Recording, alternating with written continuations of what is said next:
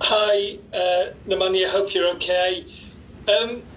What is the feeling ahead of this game? Obviously, you're already through, you've won the group, but you've got a new manager to impress. What's the feeling amongst the players for this game? Yeah, I think that you already give the answer for that. We have to try to impress the manager. We have to try to show that we deserve to play, and it's a great opportunity for everyone. We are true. We are at the top of the group, but we want to finish in the best possible way with the 3 points in front of our supporters at Old Trafford. And as I said, it's a great opportunity for us to show our qualities and to try to show the manager that we have quality to play and that we deserve to play, of course. Ben Ransom. Hi, Nemanja. What is the biggest impact that the man sat to your left has had since he's walked through the door? Every manager has his ideas, of course, and we always try to adapt and to understand as soon as possible his ideas.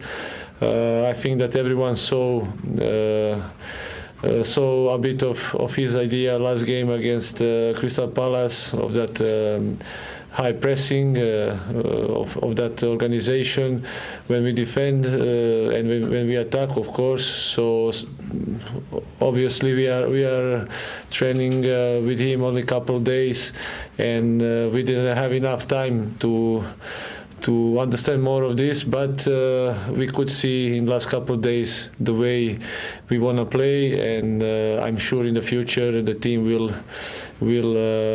play more in his way. And as I said, after a couple of days is very difficult, but I'm sure step by step everyone will see his ideas on the pitch, because as I said, we still have to understand everything what he wants from us.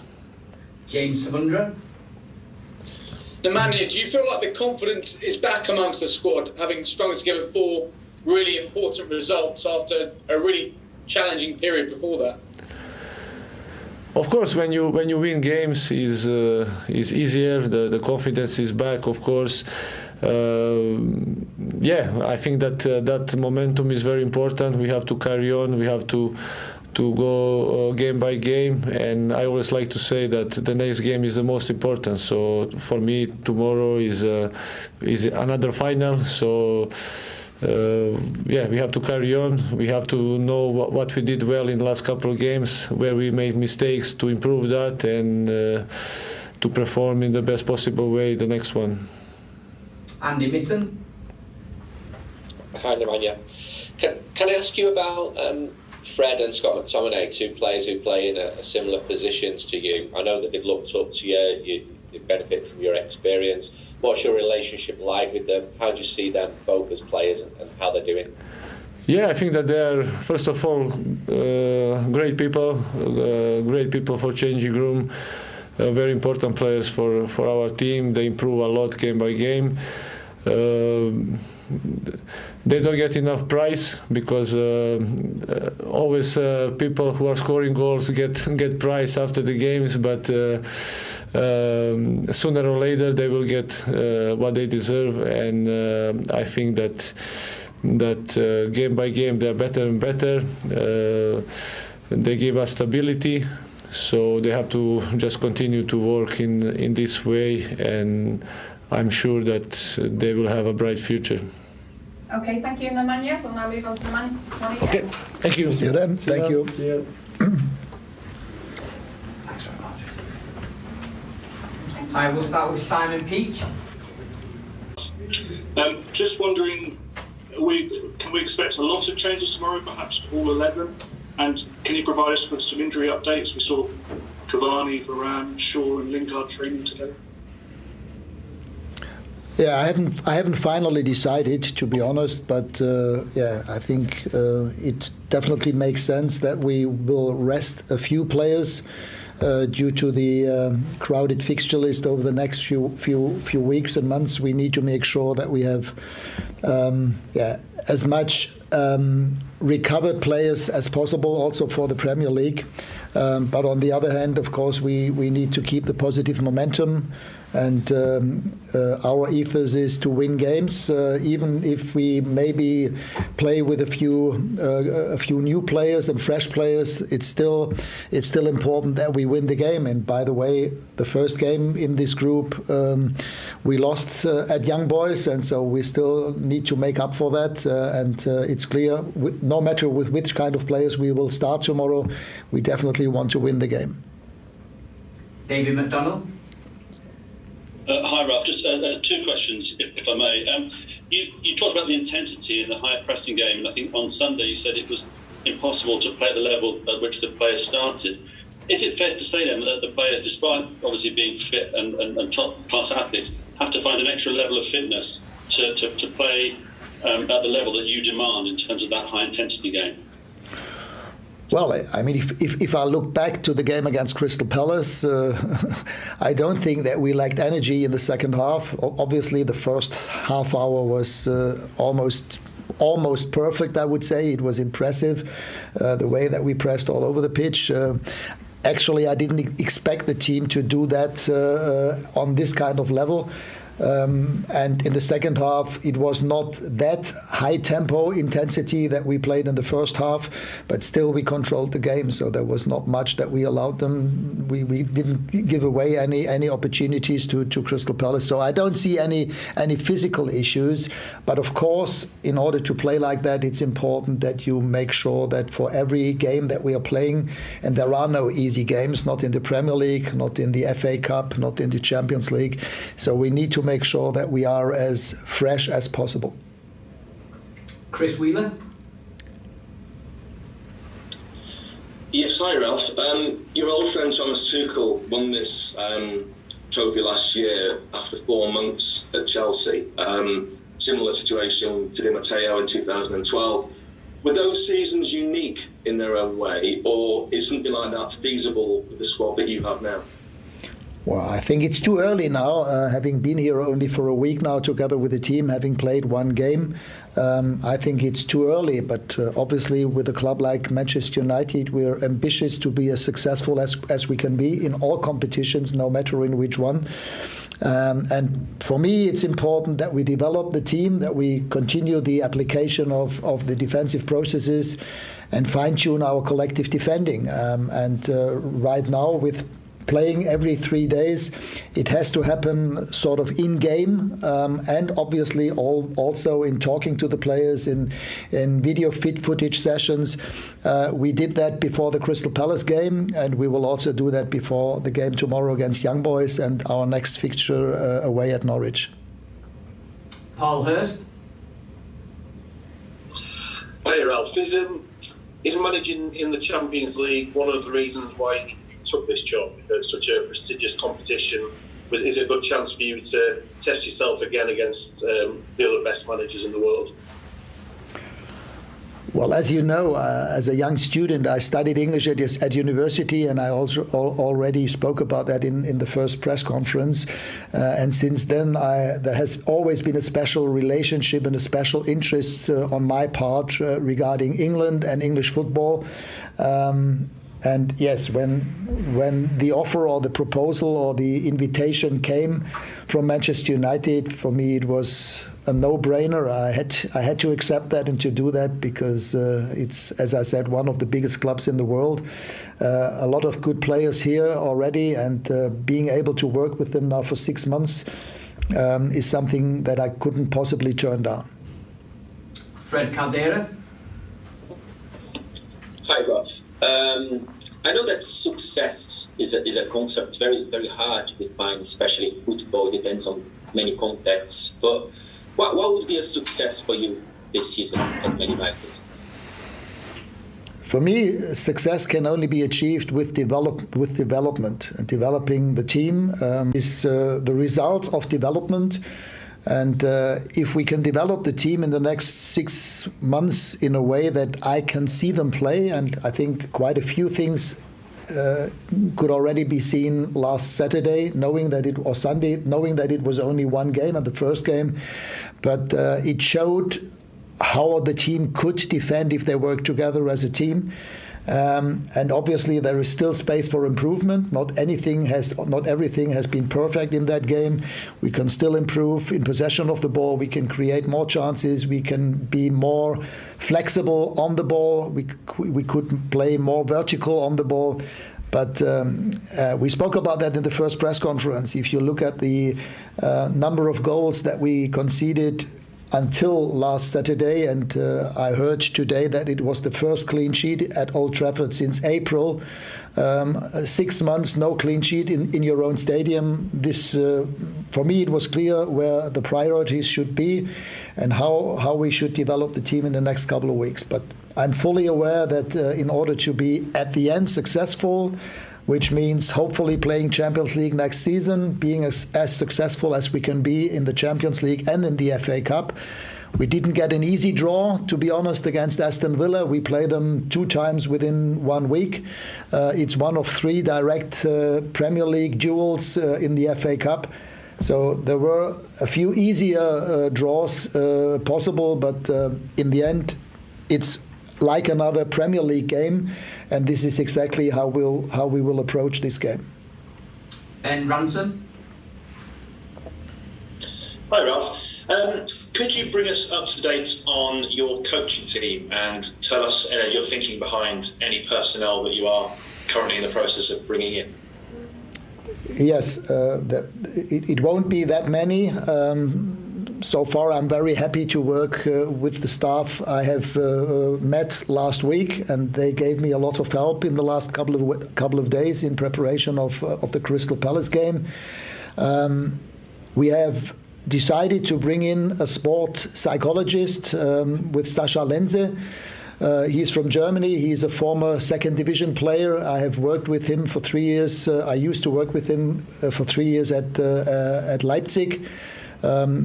1 year in the year that we won promotion from the second to the first division myself, and in the following 2 years when Ralf Hasenhüttl was head coach and Scholt Löw, the current assistant coach of Thomas Tuchel, was his assistant coach. So we know each other since then,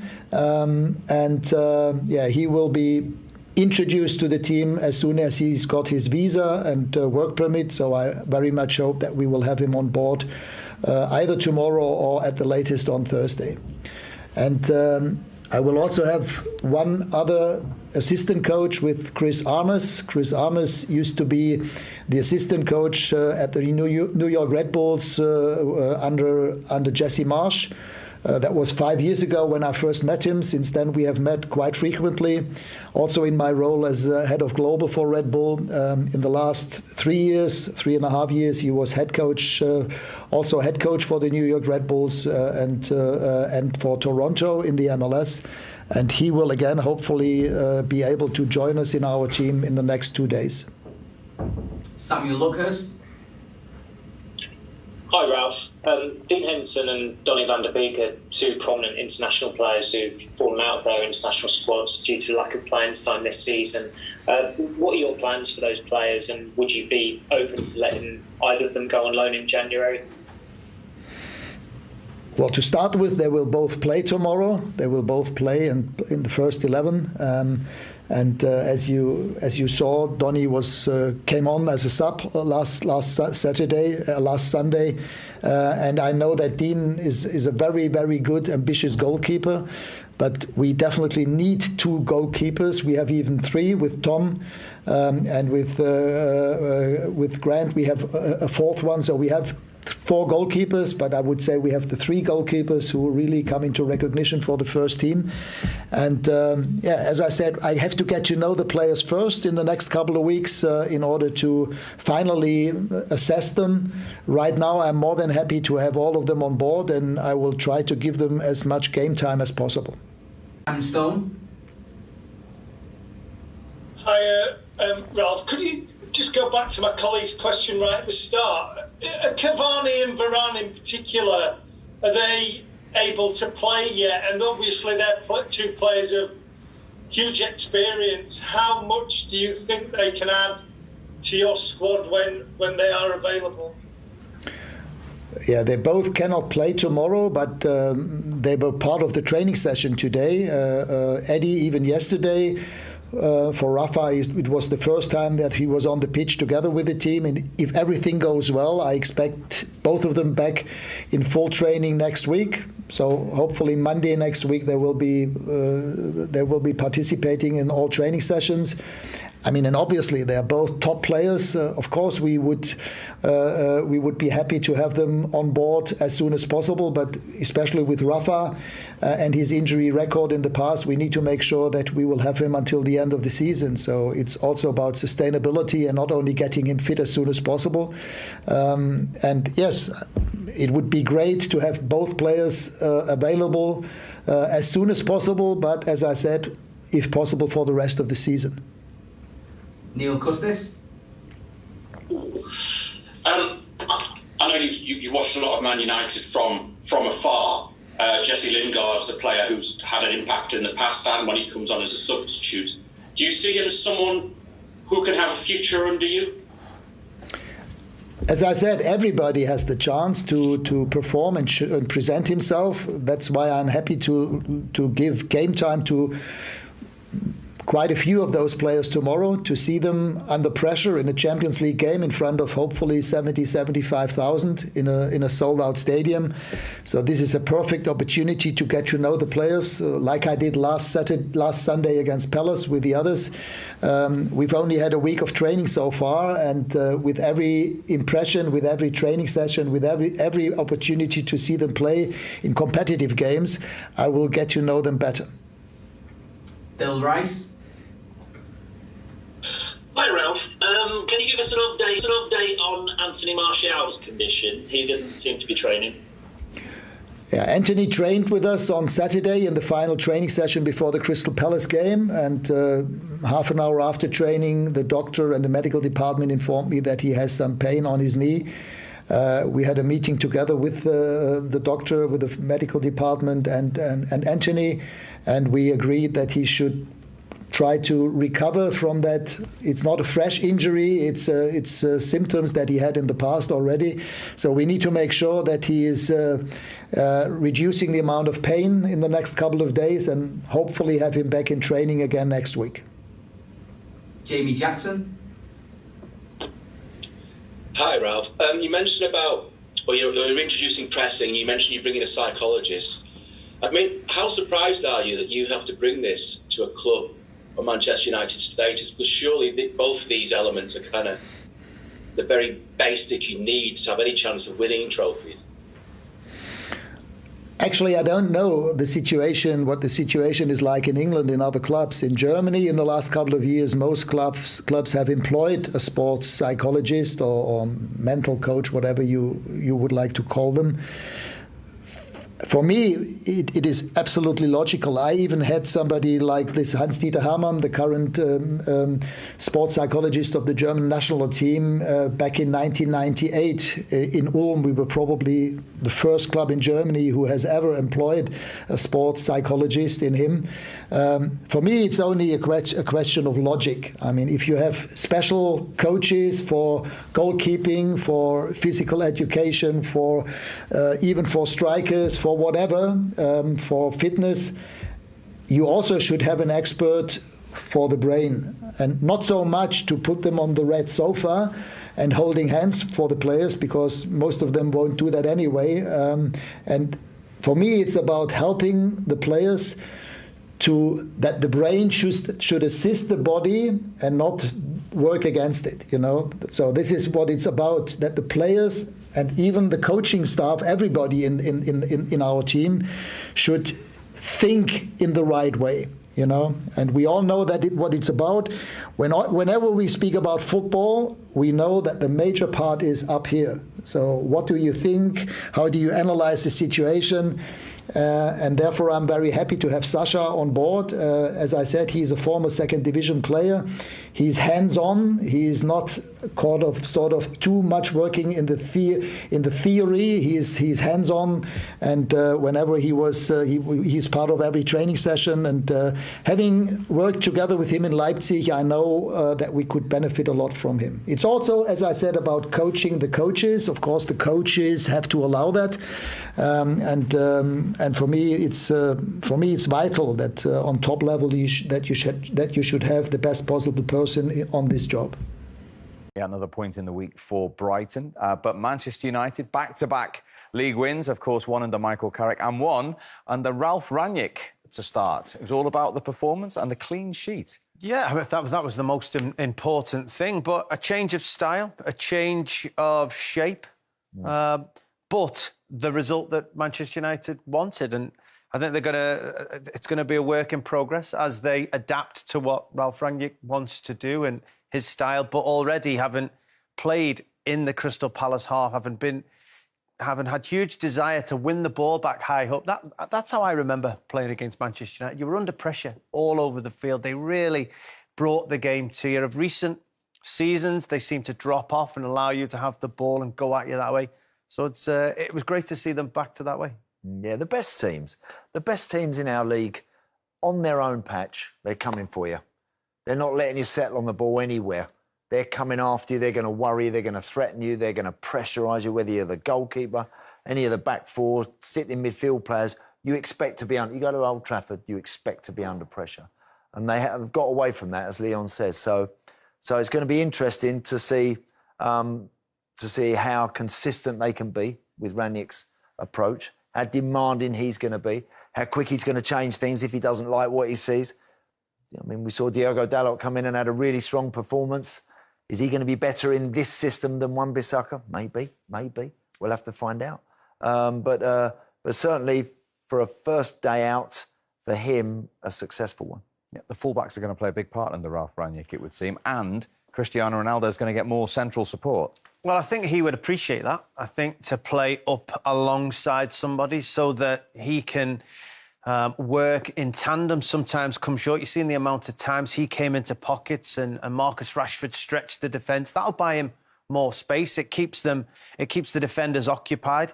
But you're right, the wide areas will be crucial. If you're bringing those wide midfielders in, it was Sancho and Bruno Fernandes to occupy the middle areas. You still have to have width within the game. You still have to stretch the opposition as best you can. And it looks like, moving forward, Manchester United are going to do that with their fullbacks. And that brings in that argument of, is Wan-Bissaka suited to that, being in possession on his own in the wide areas? Or is it more likely to be Dalot operating from that area, who actually was impressive on the day? And good delivery. Alex Telles as well. I mean, Luke Shaw might find he's got a little bit more to consider long-term there, which is good. That's the way it should be for United. You're out the team because you're injured, you're unlucky. Someone goes in there and plays outstandingly well, tough. That's the nature of being at a big club in this league. So United need that. But I must admit, I like the way Rangnick...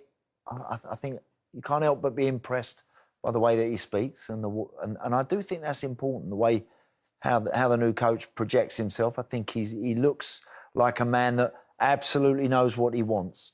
It'd be interesting to see if he can apply that now. One game doesn't change things, though. Manchester United started the season one game in, having beaten Leeds comfortably at home, and look what happened a few games after. So he'll put that down as a good start, good first message into the team, but only the start of the journey. A lot more work to go. Yeah, and we understand he's close to bringing an assistant in, an American as well. It's all change. Is that comfortable for players mid-season? You have to live with it, Steve. You have to get on with it. They would have expected that. And I think United need that. I think United need now a fresh start, some new ideas, different voices. Players react to a different voice, different ideas, different setup on the training ground. After a while, you start to second-guess your manager when they've been there a while and all his staff. You kind of know what's going to be said after you get beat. You know what's going to be said after you've won. And that's not always healthy. So to have some fresh faces, different voices, different ideas, different style of training, approach to matches is good for players. It keeps you on your toes. United into the top six. What about the other end?